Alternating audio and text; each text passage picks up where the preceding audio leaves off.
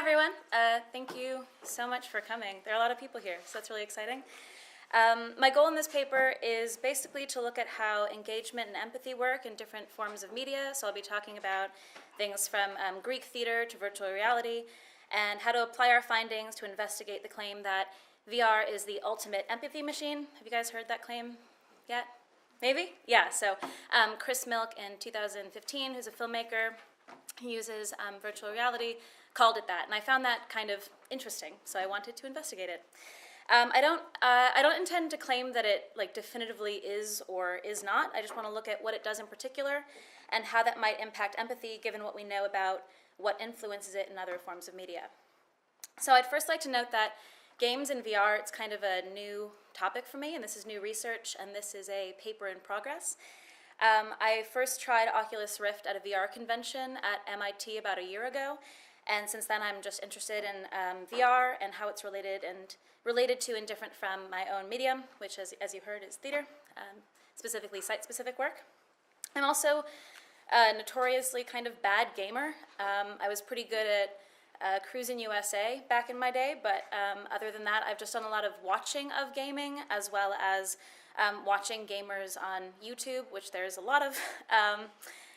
So yeah, thanks for coming, and I hope you learned something, but I also hope to learn things from all of you as well in the discussion afterwards. So as different forms of art and media have come out over the centuries, each has been called like an empathy machine in its own way, or the best new thing at transporting an audience. So we have Wagner's operas, and he said he wanted the audience to be completely transformed to the stage, and the way that he would even design the theaters was framed so that people would just pay attention. Roger Ebert said, for me, the movies are like a machine that generates empathy. And then, as I said, Chris Milk, he kind of took that term and he said, VR is the ultimate empathy machine.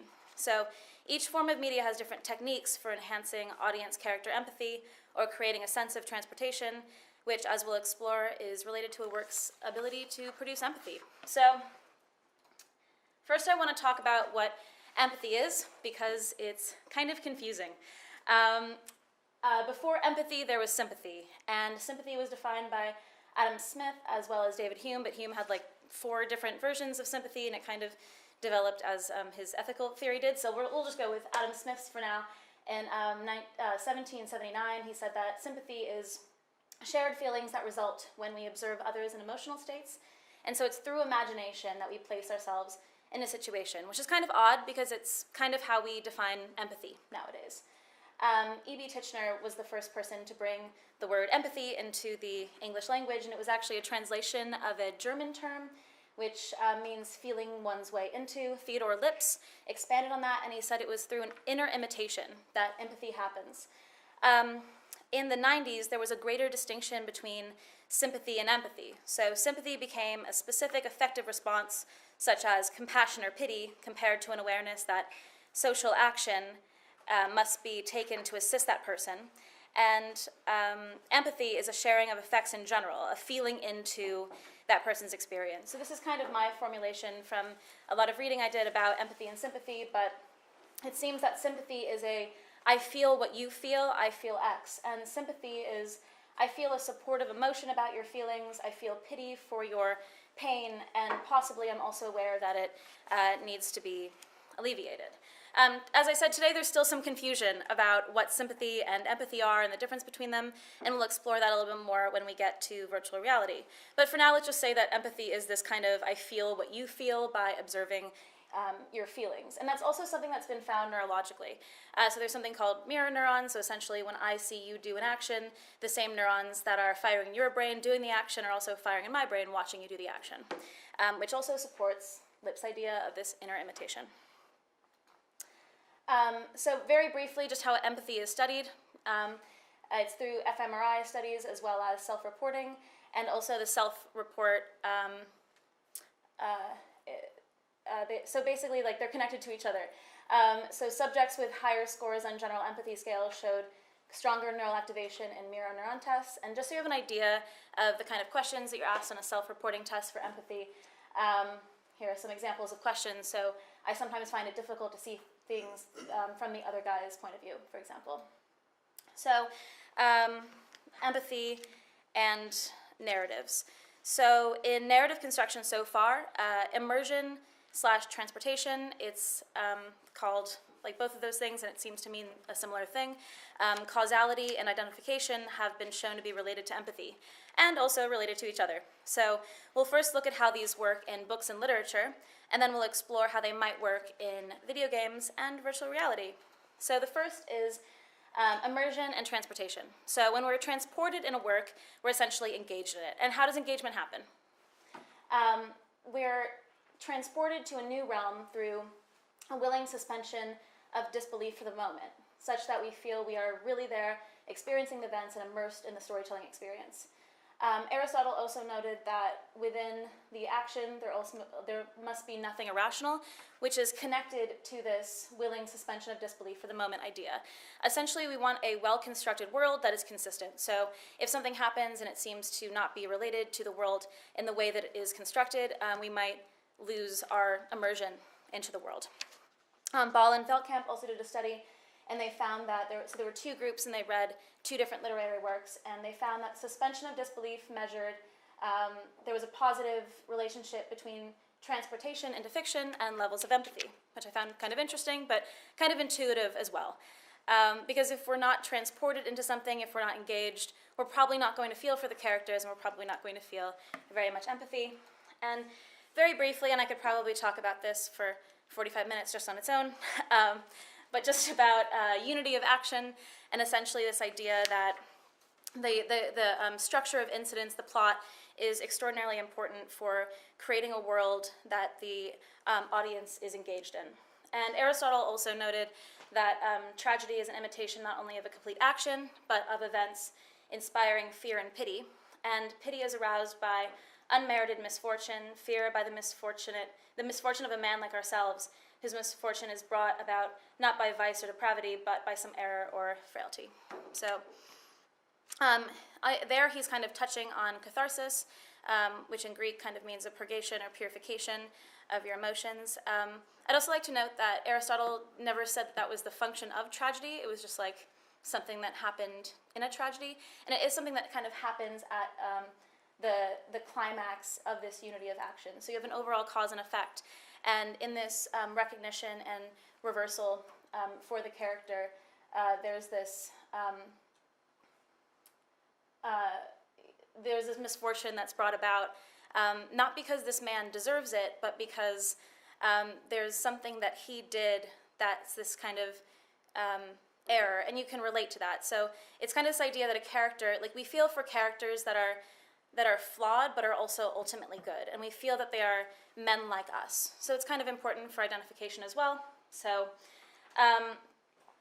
Suzanne Keen, she said that with the exception of the appraisal of causality, virtually nothing about the role of plot structure has been associated with readers' empathetic responses or tested in controlled settings, which I thought was pretty interesting, because basically she's saying that causality is related to an audience's ability to feel empathy. So overall, the key here seems to be that immersion / transportation is related to strength of plot and resultant engagement, which is connected to both identification and empathy. So when we look at games in VR, what possibilities and problems do they offer in terms of changing our experience of immersion, plot, and identification? And how do these things change our engagement and empathy with the stories or experiences they present? Just a little bit more about identification. So again, Aristotle said that it's like a man like him, a man like Oedipus when we feel his fear. And it's pity for the character and like fear for ourselves as a man like Oedipus. And Suzanne Keen also said that it's widely understood that readers' cultural context and individual experiences influence the degree of their responsiveness to the emotional appeal of texts. So let's look at games. Games can be defined as a system in which players engage in artificial conflict defined by rules that results in a quantifiable outcome.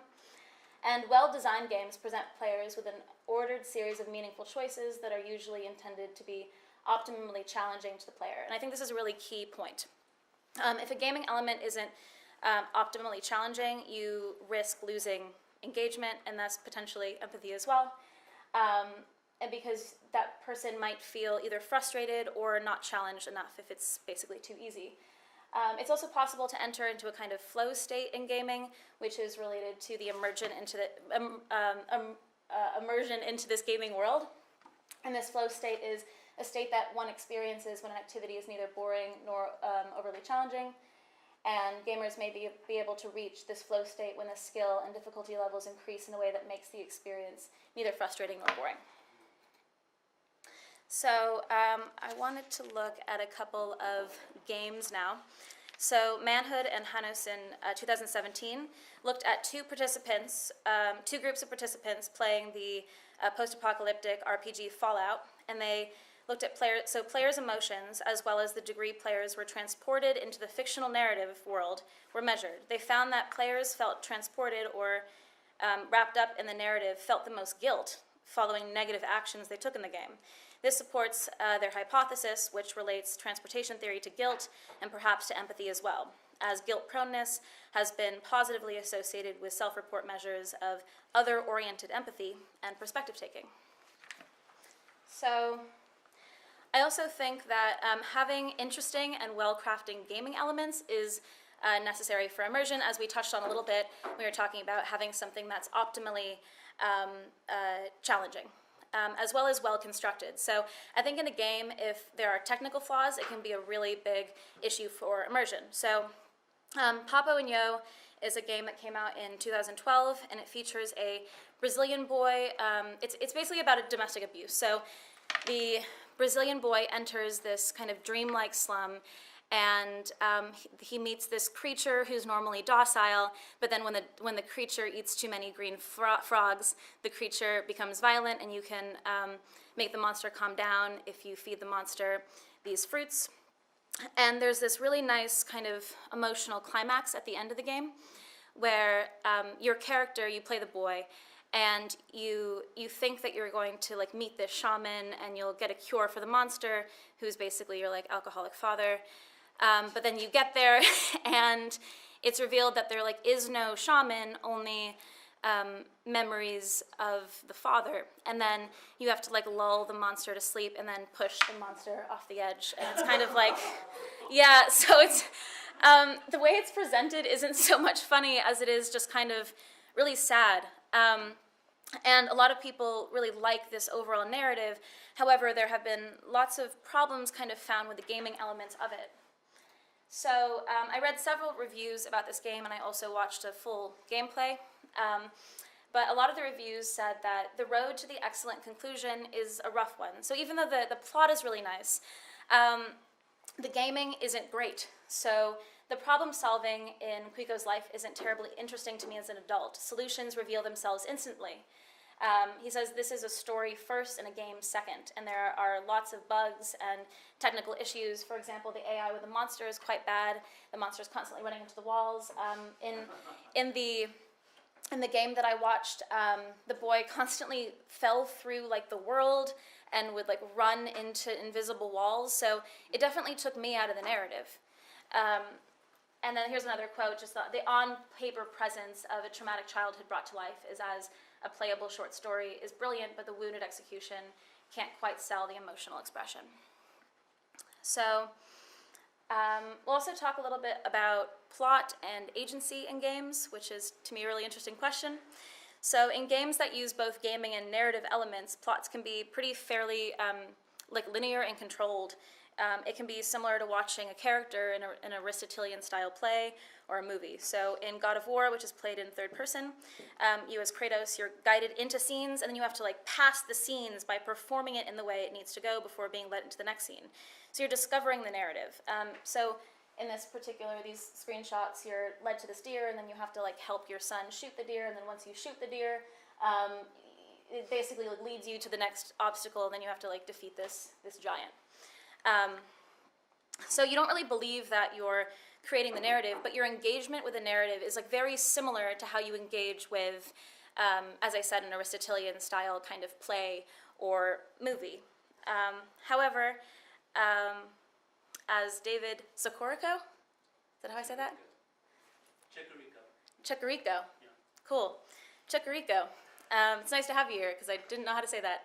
Um, yeah, so he has a wonderful book, Refiguring Minds in Narrative Media, and he mentions that recovering memories as well can become a kind of ludic objective, and mentions that God of War rewards you with backstory. It positions narrative itself as a reward, and story itself becomes motivation for gameplay. So here's a question of plot and a question of agency in games. So agency is the understanding that actions taken by the player will result in significant changes within the world, and these feelings of agency are a distinguishing characteristic of games as opposed to other media. Players experience the cause and its effects in games because the player is allowed to make meaningful choices and control their game experience. So in some games, such as The Walking Dead, you have the power to choose dialogue lines in these conversation trees, though it's far from an open world. So you have some agency to control how the plot plays out, but you're always led to the same ending. And it's actually the ending that, for me, is like one of the most kind of emotional choices that you have to make as a player. So you can, as The Walking Dead, the name, even if you don't know anything about The Walking Dead, implies it's about a zombie apocalypse. So you can let the player that you play, which is Lee, you can let him turn, or you can have your daughter, Clementine, who you've been establishing this emotional relationship with this whole time, shoot you. So even though you have this sense of choice, there's still this strongly Aristotelian narrative. And there's this emotional ending that works due to the classic principle of feeling pity for a character whose downfall is both logical but surprising and undeserved due to his frailty or error. And as Ryan Smith in Empathy Game states, Lee is presented as neither sinner nor saint, but a complex vessel we pour ourselves into. So the character himself is this man, he's killed his wife lover, he's a very complex character, but ultimately he's redeemed through this relationship with his daughter, and you feel for him, and you also feel for his daughter. And the choices that you have to take throughout, this is also from Ryan Smith's essay, Empathy Games. He talks about how you have 4 snacks and you have to disperse them between 10 people, and they're all starving, and you have a connection to all of them, which is a very difficult thing to do. And he was saying, in comparison to reading this in the graphic novel The Walking Dead or watching the television show, to inhabit a role as the arbiter who decides which person would eat or go hungry and then feel resulting pangs of agony over it, even in the context of a video game, felt to me like a transformative moment of empathy. So let's just keep talking about more games, and then we can talk about what this might mean, this question of agency and narrative and what it means all over for empathy. So this is a game that recently came out. It's called A Way Out. Has anyone played this? Yeah? So, okay. This might spoil it for you. I'm sorry. It's really interesting. I talked to another one of my students who played this game, and he told me about it, which encouraged me to watch some gameplay, and also just think about what this means. So the plot follows Vincent and Leo. So they meet in jail, and they have an escape plan, and so they have a jailbreak, and then you're on this adventure together, and you're building this friendship. And it should also be noted that there's no single-player option, so you have to play with a real person, and that can be played locally or someone you meet online. So it's split screen, and eventually it's revealed to you that Vincent is an undercover cop, and he was using Leo to get to Leo's crime boss. And then Vincent turns on Leo, and there's this grand fight at the end where you're on a roof and there's one gun. And so first you fight to get the gun, and then one of you kills the other person. Which, just in saying the narrative, makes me it's emotional, right? And again, kind of Aristotelian, because Aristotle says that just by telling somebody the events of a plot, you should be able to get an emotional response just because of the idea of the plot, which is the most important thing for Aristotle. Anyway, I don't have to keep talking about Aristotle. I'm going to talk about A Way Out. My student explained this as an extraordinarily emotional experience, and he was saying he was crying while he had to kill his friend because he was punching his friend. He felt like it was his friend, right? Punching his friend, and there would be flashbacks of the other characters' home life, because you had spent time with, so you spend time with both characters, wife and kids and stuff, and then it just, it sounds so emotionally tormenting. And then I asked him, like, would you feel this emotional if you were just watching it? And he was like, absolutely not. Because I was in this moment, and like I didn't want to keep punching him, but like I had to because of the game. So I think this introduces questions about like what does it mean to have agency and have to make these decisions and have to do these things in a game, and how can that affect us on an emotional level? I also want to talk about how potentially having like less agency can also be effective. So in Marcus Schultz's essay, The Critical Power of Visual Dystopias, he talks about Bioshock and Fallout, and particularly for Bioshock, he says that at first glance, the limited range of possibilities in Bioshock might seem to be a limitation. However, the constraints imposed by the game should be seen as having a central role in constructing the dystopian narratives. So you have to use these genetic modifications that have basically like ruined the world, and so it's like by limiting your options, it's basically demonstrating to you that like you cannot change this world. So it's an intentional choice to limit the agency for the player. And then maybe the best example of this is the game That Dragon Cancer, which is kind of more of a movie than a game in my experience of it. But it's based on a real-life experience of creator Ryan Green, who lost his young son to cancer. So you just go on this journey of losing your son.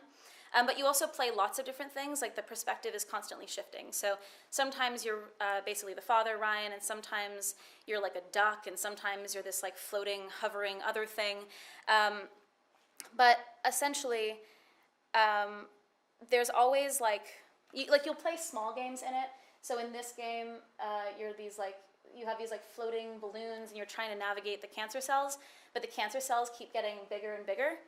And so it's forced failure, but it's intentional because it's trying to demonstrate to you that like no matter what you do in this situation, like the ending is going to come, which is very powerful, right?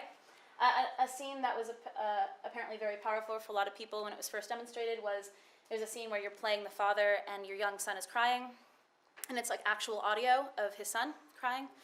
And nothing you do will make him stop crying. And then eventually it just ends because he just stops crying, not because of anything you did. So, Spent is another game that features limited agency for a purpose, but it's had pretty bad, so the research done on it has indicated that it doesn't work at all, essentially.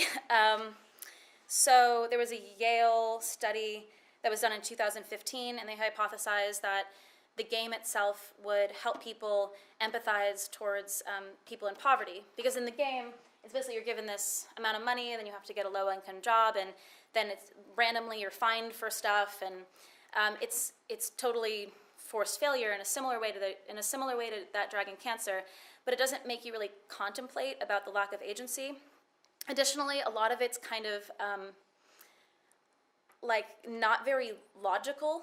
Like sometimes, like for example, you have this like family pet is sick, and like let your pet suffer, have it put to sleep, pay for treatment. And I showed this to someone, and they were like, "What about just shooting it in the backyard?" And I was like, first of all, you're a psycho, but second of all, I guess like it kind of demonstrated to me a lot of the problems with the game itself. Is that I often felt like there are things to do outside of the constraints that it's giving me, and I feel like it's too heavy-handed and not giving me a realistic kind of interpretation of what it might be like to be poor.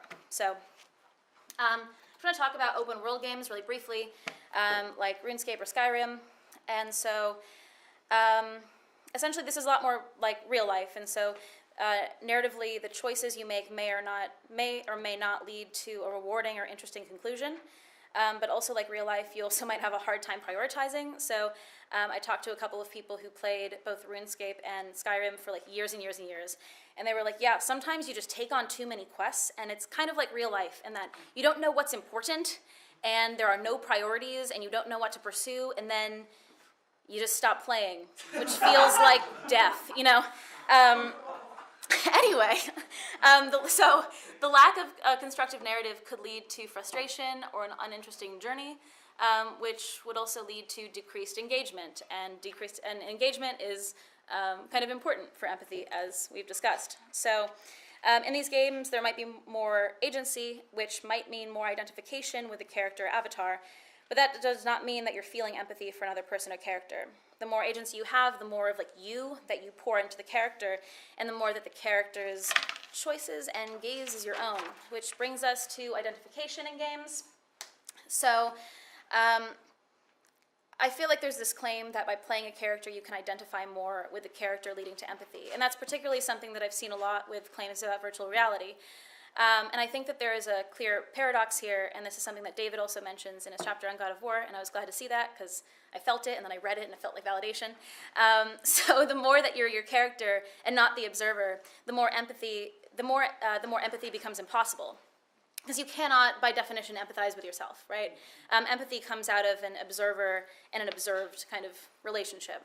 So I think this is also very much related to the question of agency. So if we're wondering how we can increase empathy in a video game, we also have to look at like identification, because it relates to agency, and agency relates to, so they're all like connected to each other.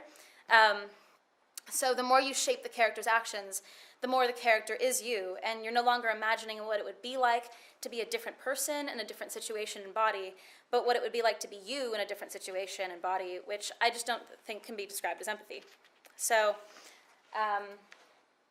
another idea is that you might be a character in a game or a VR setting, and you might end up just like feeling more empathy towards non-player characters than you do like for yourself, because you can't empathize with yourself, right?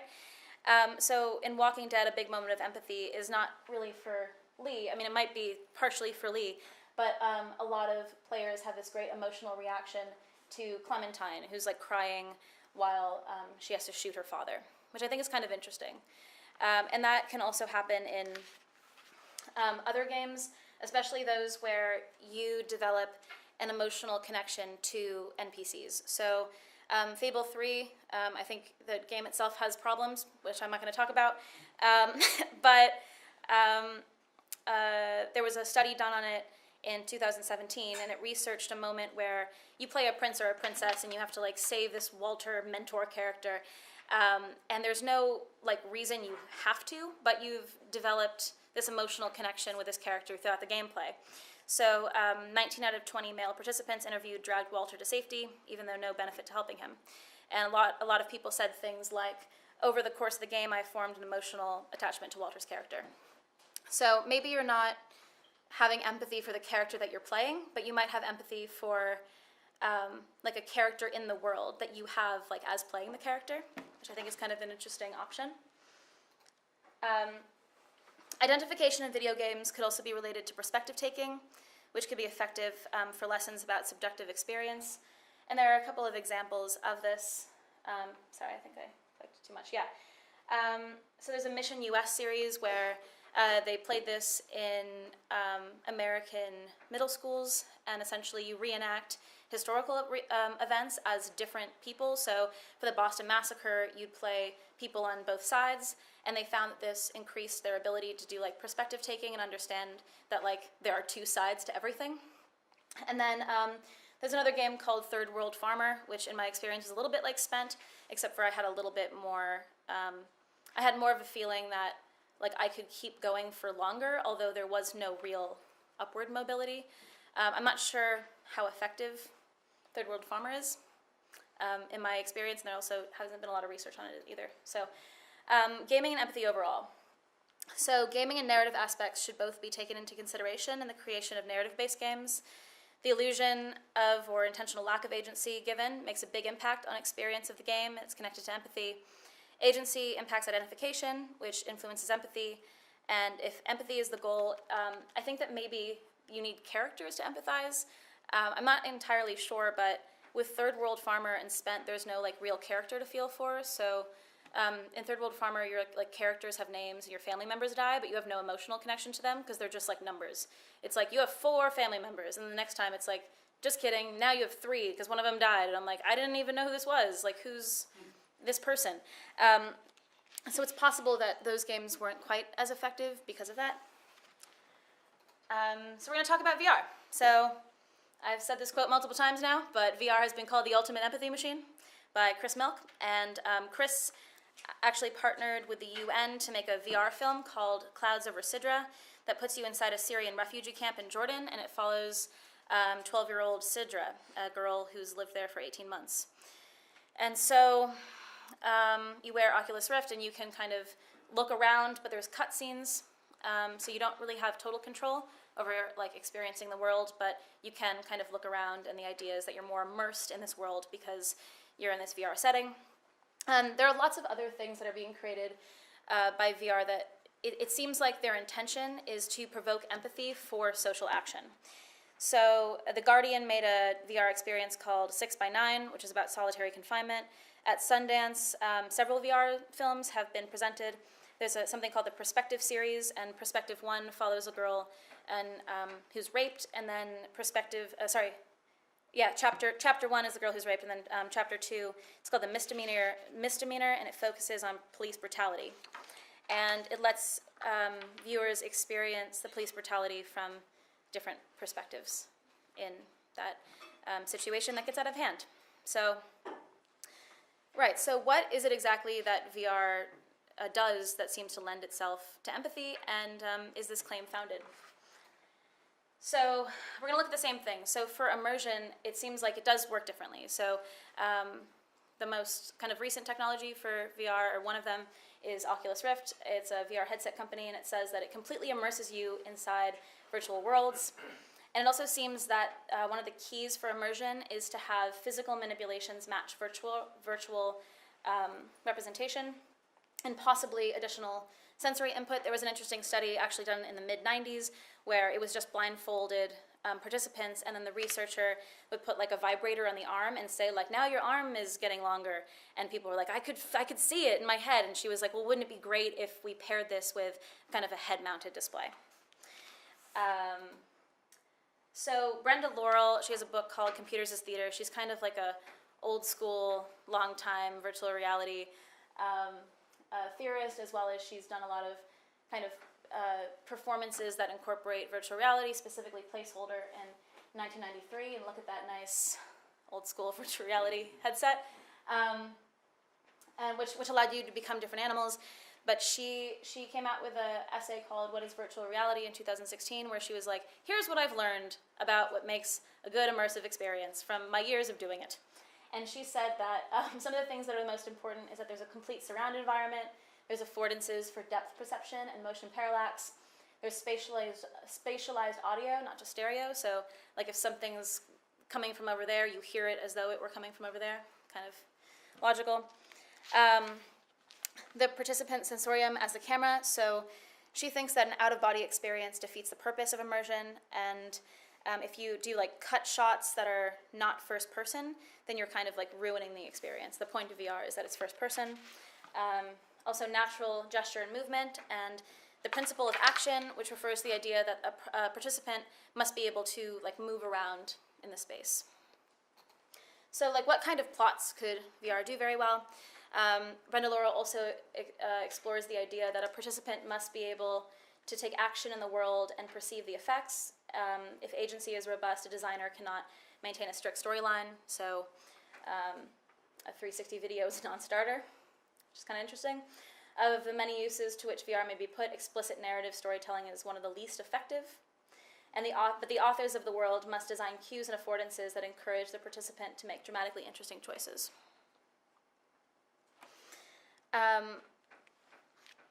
So I think, here we go, right.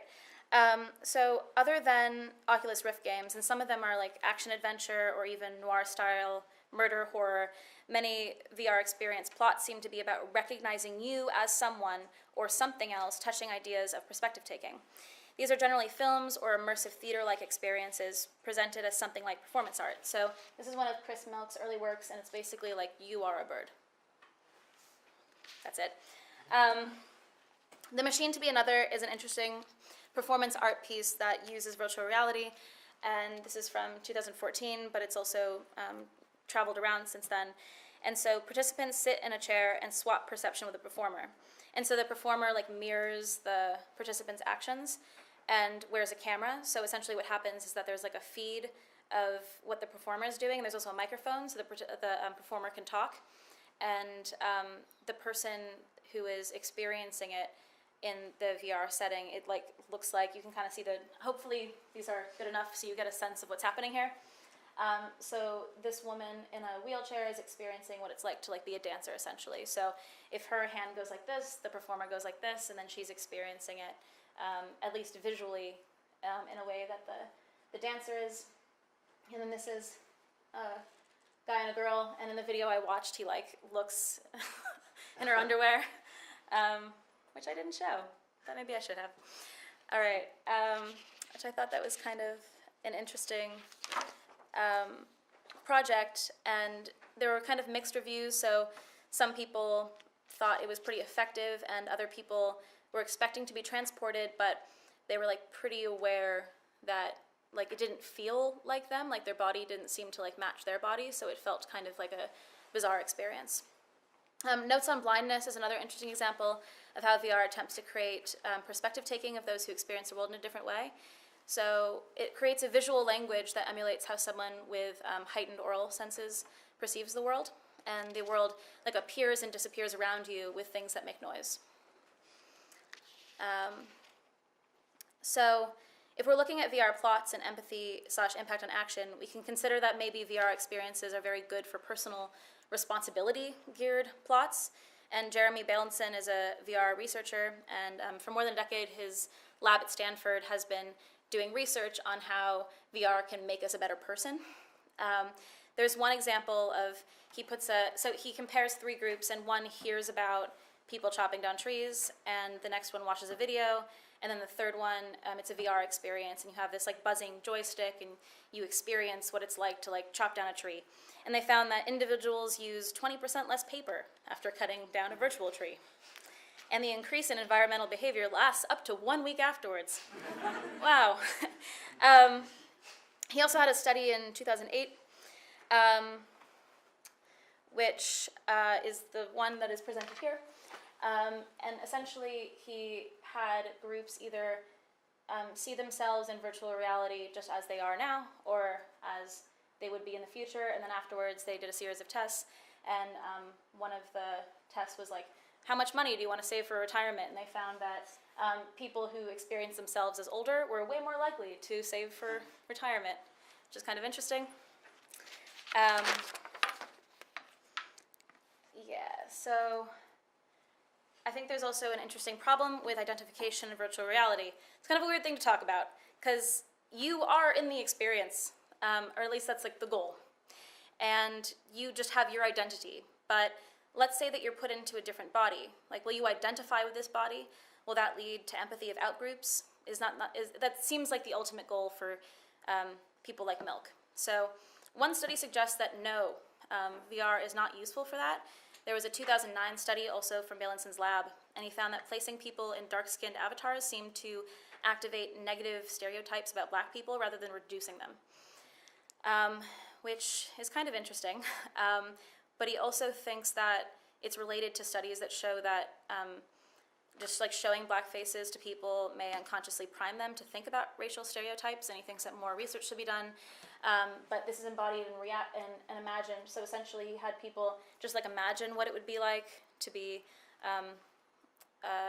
like a black-skinned person, and then like move around in the space in the same way they would as in the virtual reality condition.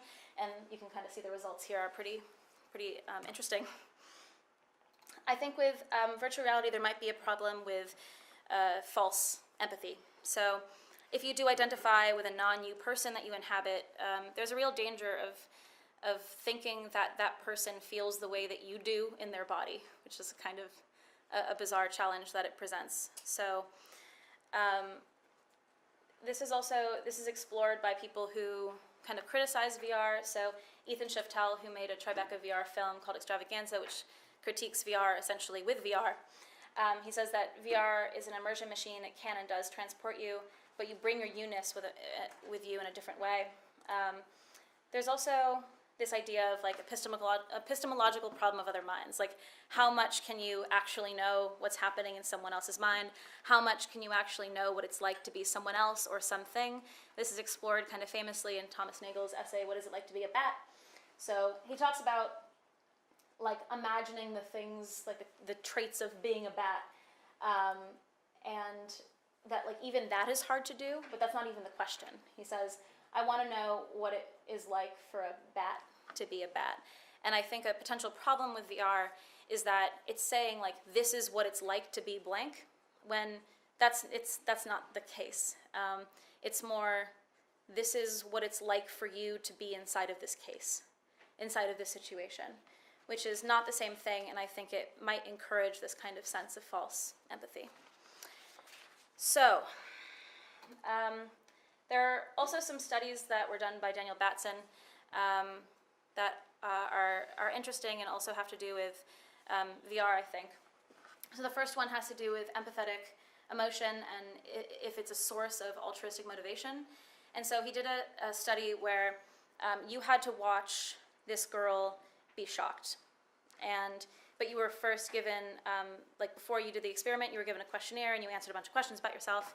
And then before you watched her be shocked, you like read a card about her, and one was like a high identification, high empathy condition. So Elaine was described in a way that kind of resembled how you described yourself. And then in the other one, it was like Elaine was like totally different from you, essentially. So they found that, so Elaine is shocked, and then halfway through the experiment, Elaine is like, I'm really stressed out because I had this experience with a horse, and I was shocked because it flew me off into this fence.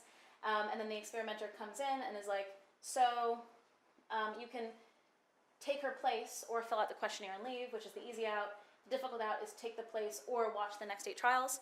And they found that in the high empathy condition, so the high identification as well, most participants agreed to help Elaine. It didn't matter much whether it was easy or difficult to escape. Low empathy, most participants withdrew in the easy escape condition. When it was difficult, some preferred to offer help.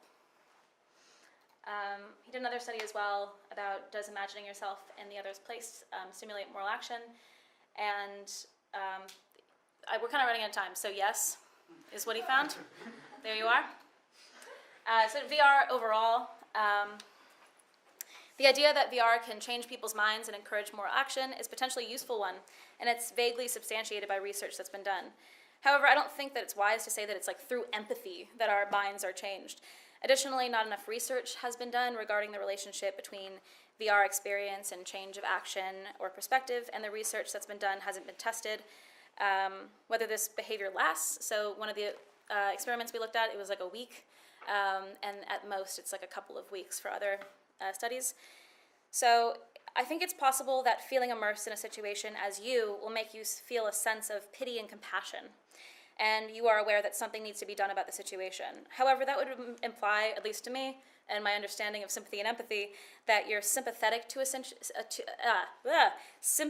situation, not empathetic to a person. And perhaps our issue is that we have a muddy definition of empathy. VR supporters seem to now be defining it as simply being in someone else's shoes, which is like a nice sentiment, but it doesn't really capture like the full nature of empathy, which is like the observer and the observed. So possible studies I think would be cool is like a possible study on cutscenes with voiceover, like Clouds Over Sidra. There's also a VR experience by The Guardian, The Party, a Virtual Experience with Autism, versus no cutscenes, free exploration of space with no voiceover, and also a possible study on you as character you are meant to empathize with versus you as observer of the same character in the virtual world. So one more thing is that, like, is empathy even related to moral action?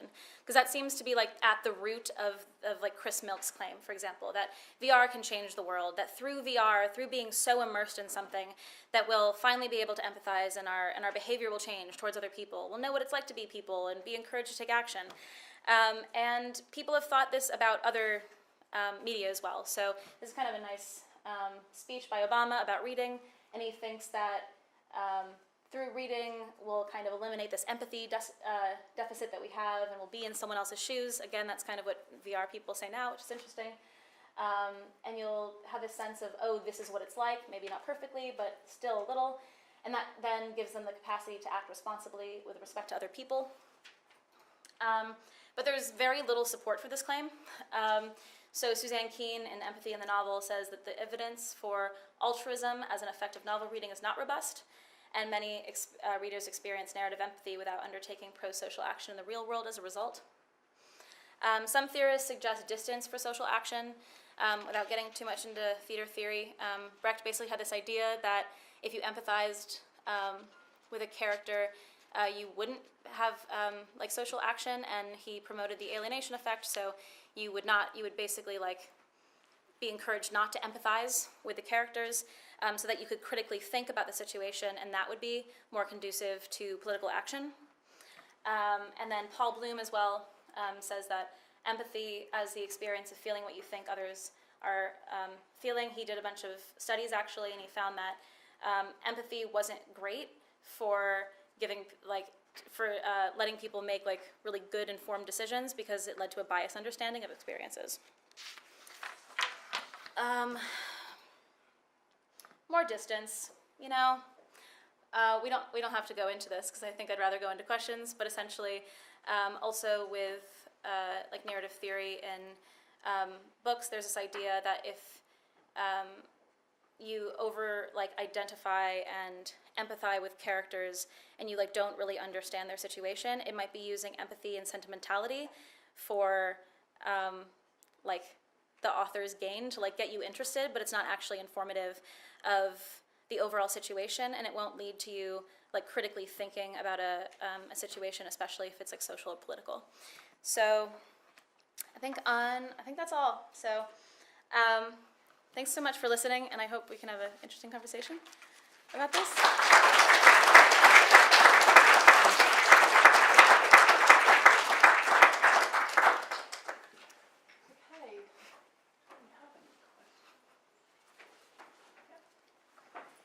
Thanks for a very interesting presentation. I was wondering in the course of your studies whether you had gone into the question of producing VR experiences outside of what you presented.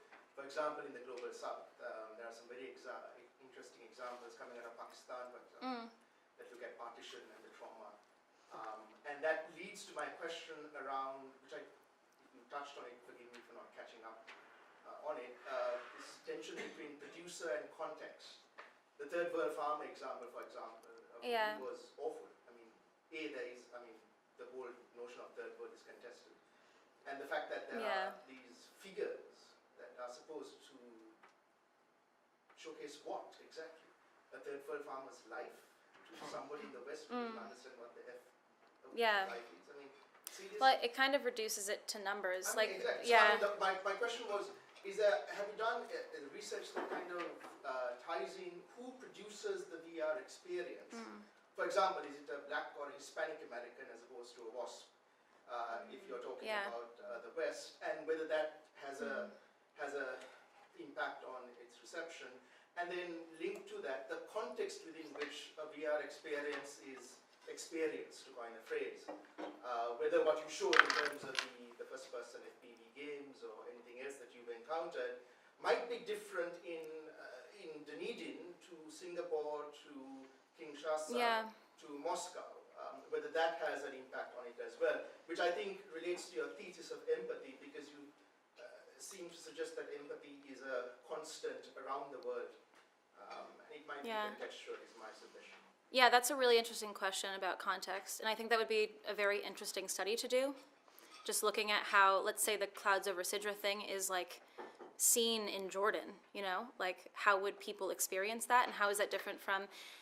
It was first shown in Switzerland, and Chris Milk just says it was well received. Like there's no research. You were there? I was there. What? And it was quite bizarre, because I walked in a bit late, and there was the upper echelons of Swiss society. Obviously, they wanted to get money out of it. I mean, they wanted to raise money. Yeah. So it was a meritorious act. But I walked in late, and you had all these, the creme de la creme of Swiss society in their finery. With Oculus Rift headsets. It was completely bizarre to kind of behold, because what they were looking at was obviously something very different. But as the person coming in, you have these people in their VR experience, and it was a completely discombobulating experience. I think you raise an awesome question, and I think that would be great research to be done. I didn't find any of that research. I don't know if it has been done, but it's a really interesting question. I've done a lot of reading on like what people think of it, but I just don't know if, because I look up like how do people find this, and I didn't find any research about like, yeah, like let's compare how it's interpreted or how it's felt in different places. But yeah, I think one of the criticisms of it is that it's poverty tourism. I forget, there was a Harvard professor, but I forget which one, but he wrote something about it and was like, it feels like it's made for people who like are not in it. Like it's not actually how it feels, and it's like going somewhere and being like, wow, it's so crazy and different. And it's like, maybe it's effective at raising money, but I don't know. I don't know how good it is at actually like capturing an experience. But again, as we kind of touched on at the end, I mean, there is this problem of like other minds and other experiences, and like, we encounter that a lot in theater as well, right? Like, who is allowed to write plays about, like different minority groups essentially? Like, does it have to be, like, do you have to belong to that group to write about it? And even if you do write about it, I mean, are you doing a good job of informing other people what it's like? Like, what are you communicating exactly? It's a really tough question. I don't think it should, like, prevent us from making stuff, like, in an attempt, right?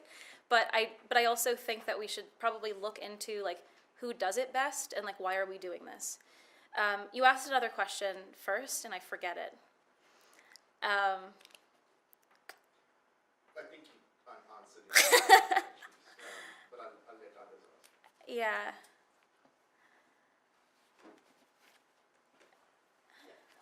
I was just wondering, when you're reading, do you think time would make a difference? What I mean by that is essentially the difference between a 10-minute, put yourself in someone's shoes versus come back and experience this world, over and over again over several months, so that the experience has actually changed the way you possibly could change the way you behave. Do we have any sort of experiences like that, where it's actually incremental and goes on for a while? Or is it I don't believe so. Has anyone read anything along those lines?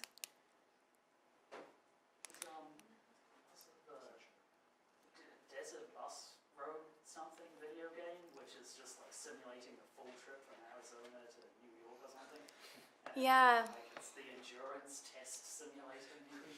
And I guess that would be an interesting thing. Like, if you kept coming back to, say, the retirement virtual reality experience, the Bailenson lab, it's like, would that increase your like overall ability over time? Like, how would that impact longevity or the lasting effects of something? And I think that's another I think there's just so much to be researched.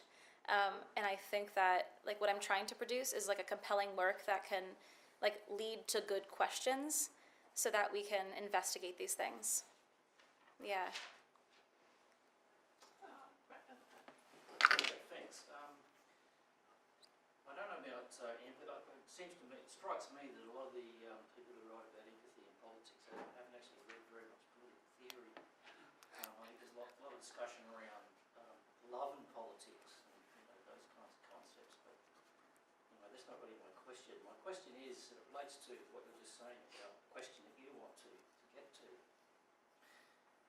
Don't you think it's a bit alarming that you have a situation where this technology is looked at as a mechanism to be able to change behaviour? Now I find that really sort of didactic. I find it very worrying. So the question would be, and I'm wondering at what point ideology and those sorts of questions, it doesn't sound like that's part of the philosophical coordinates of what you think about this. But when does ideology come into this? Like, who decides what a good person is? Who decides, and what's the mechanism for thinking that this form of behaviour is more desirable than that form of behaviour? How does that actually work in this particular context? Well, I think that's kind of related to. Sorry, I didn't get your name, but I think that like these issues are definitely connected, because I think it has to do with like who's making the work, and like even in a very early study on VR, like in the mid-90s, they were just talking about how, because in the mid-90s, just kind of this like visual experience was being privileged, and they were saying that like that might be a very Western kind of idea, even that like even yeah, you should consider, I don't know, like, do other people experience things in a more tactile sense, or a more oral Is there a sense? problem with the idea that what you basically have here is an aesthetic experience, and then you're assuming that somehow or other that you can make a direct link between an aesthetic experience, which you have through a whole range of different texts, novels, cinema, you know, all the rest of it. That's an aesthetic experience. It's a different kind of experience to a political experience. So there's a real danger here of thinking that all you can do is have an aesthetic experience and this translates to how politics works. That's a really dangerous Yeah. position to actually hold, because politics and aesthetics are actually not the same thing. Yeah. Yeah, that's a very interesting point. And I think, I don't know, like you brought up ideology, and I don't know how much the like people creating these films are thinking about that necessarily, or like thinking about questions of like what is a good person and what essentially are we promoting. I think it's like mostly it seems to be like other people have experiences and you should feel pity, and then maybe do stuff about it, but it's not very clear. I don't know if that addresses what you were saying at all. I feel like your point about like having an aesthetic experience and political one is quite interesting, though. I guess this question is sort of related to Brett's as well. What was interesting was at the beginning of the paper how you talked about like whenever there's this new kind of media technology, there's all these kinds of utopian claims made about how this technology can enhance empathy. And it seems like there's a kind of technological positivism with virtual reality based Yeah. on the idea that you can use this technology to, I guess for want of a better word, like manipulate the social body. And, so I was just wondering if you could speak to that, the way that like how virtual VR is kind of situated with that genealogy of this is another technology that's going to come along and kind of solve social problems.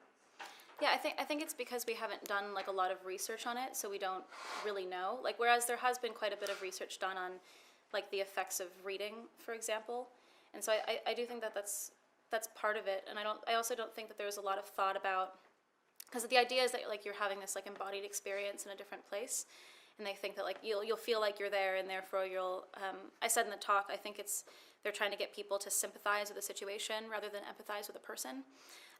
But I think something that's overlooked is that like people like bring all of themselves into that experience.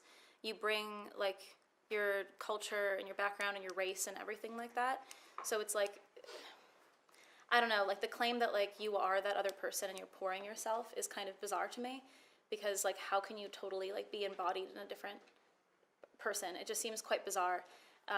So I wonder if it's like the positivism kind of comes from like a lack of research and thought. Does that make sense? Yeah, I mean, I guess it seems to me that what it's doing is that you don't focus on the technology itself, you're focusing on yourself or your body or empathy, but it's not actually focusing attention on what the role of this technology is and how it's becoming integrated into social life. Interesting. I'm just interested in kind of picking up these questions, is that this could also be used for bad as well. I think Yeah. Suzanne Keene actually mentions that I mean, we can empathize with the amazingly awesome book that tells us to go out and feed the poor, but we can also have a VR experience that's going to not only reinforce biases and prejudices, but also teach people to be very nice people. So that's also kind of building off of what the technology is doing and not really looking all the way forward and how this can be used for good and for bad. Yeah, I think some like theorists and researchers have also brought up similar concerns, and definitely with novel reading as well. And Bloom, who I just mentioned, kind of at the end about, because he's kind of against the idea that empathy necessarily leads to like good social change. He definitely talks about the dangers of empathy, essentially, because you could convince people that, I don't know, like maybe bad actions are okay because you're like empathizing with that particular character or situation in a way that is dangerous. And I think that also taps into like, yeah, we have to ask questions about the like ideology or like what exactly we're capturing when we capture stuff with VR. Because like potentially, being in an experience in VR can be very powerful. and I think that hopefully I demonstrated some research that suggests that like it is very kind of like immersive and could have the power to change people's actions, especially with the Bailenson lab stuff. So I think we have to be careful about like, I don't know, just asking questions about like what are we doing and what do we care about, and what is good, which is like a huge question. I don't know. Yeah. Just okay. So you talked about how there was a simulation of poverty and also rape. I was wondering who the audience of these kind of simulations actually are as well. It's anyone at the Sundance Film Festival. Right. So Yeah. it's kind of like the rest of art. You're targeting a certain population that goes along to watch someone. Oh no, be. I was also wondering what's the perspective of the person being raped? Were they literally the girl being raped in the? Yeah. Jeez, that's fun. It was one of the examples where I couldn't find a video of it. I just kind of like perused their website and tried to look for like images and stuff, but the images are essentially promotional. And I read about it, so yeah, like it's just you're the girl and you're in this situation and you become drunk, and I'd imagine it would be a pretty disorienting experience. Yeah. But I really, it's really difficult because I do think there's a huge danger of like false understanding of what it feels like, because I mean, I feel like we get that with like reading or watching movies or anything as well. Absolutely, yeah. But I think it's just like greater, like when you have that first person experience, you might walk away and be like, yeah, that's what it's like to be raped. And it's like, yeah, I think that's just probably wrong. That's the danger of all representation, though. Yeah. But like, would you, like they talk about ivory towers policy making. So would you call it ivory towers video game? If they're not actually enforced. Yeah. I I don't don't know. know. I mean, I don't know what this because it's, is. I mean, like, yeah, I mean, it was made by two women. Yeah. It's possible that one of them has an experience and they're trying to like capture their own and communicate it in the same way that, you know, we might do when like we write a piece of theater about something, or like, I don't know, produce a movie about something as well. But I think that like with, I don't know, like so I'm a playwright, right?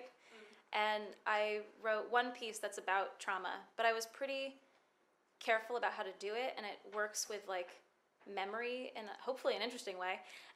But the character is like weirdly a non-person, so, and the experience itself is kind of, it's more of like the structure is supposed to indicate something about like the overall cycle of abuse without calling for the audience to empathize with any character in particular.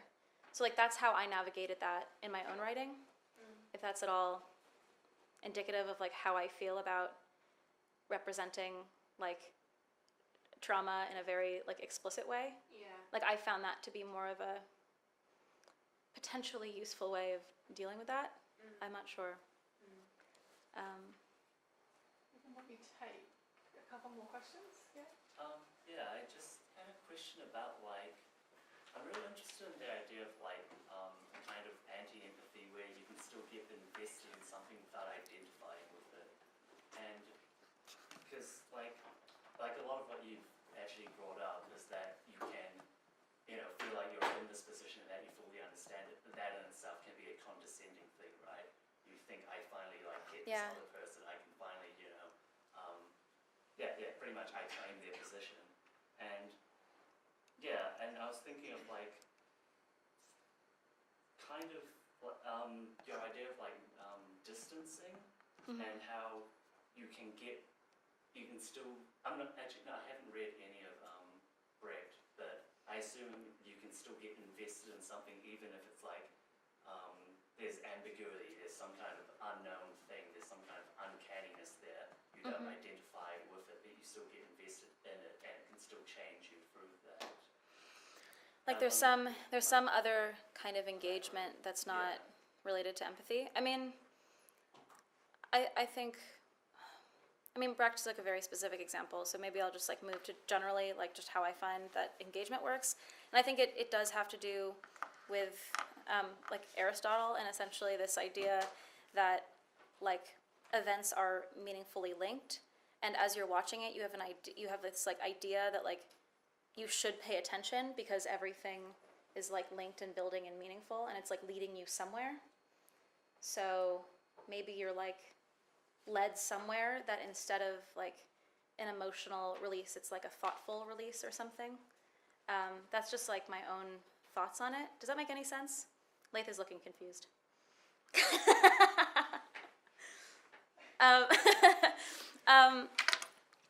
But I think that through like distancing, that I don't know. I don't like to feel distanced from work. That's just my personal experience. I don't know what your like personal experience with media is, but I find it difficult to be engaged if I feel like I'm not supposed to like care or pay attention. Like if something is being presented in front of me and I don't understand how like anything could be like causally linked.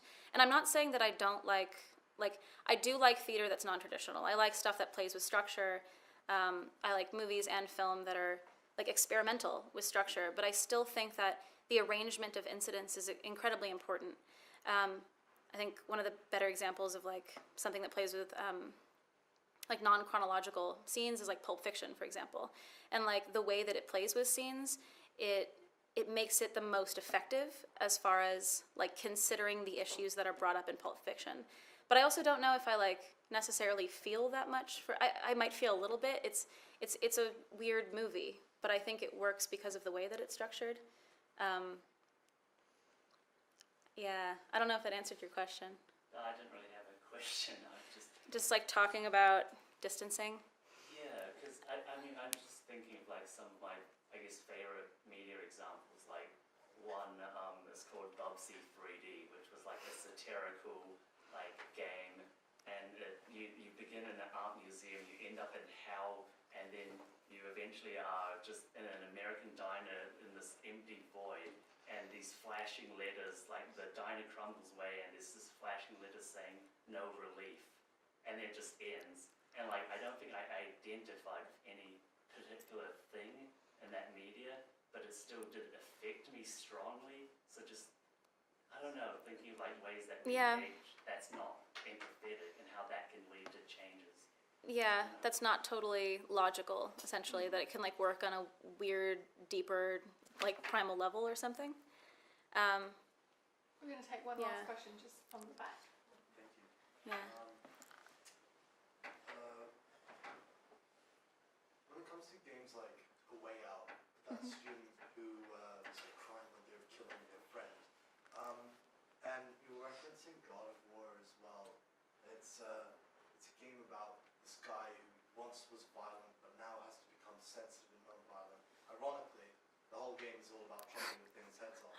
Yeah. And I'm wondering whether virtual reality, if it indeed only works in first person, where you have to go into an avatar's shoes, do you reckon VR will be used instead of a vehicle for empathy, as a vehicle for someone to be absolved of their responsibility as themselves? You can step outside of your own moral code and be able to just do horrible shit on the internet? Maybe. Exactly. I don't know. Like, maybe. Yeah. I'm sure that could be a use. Yeah.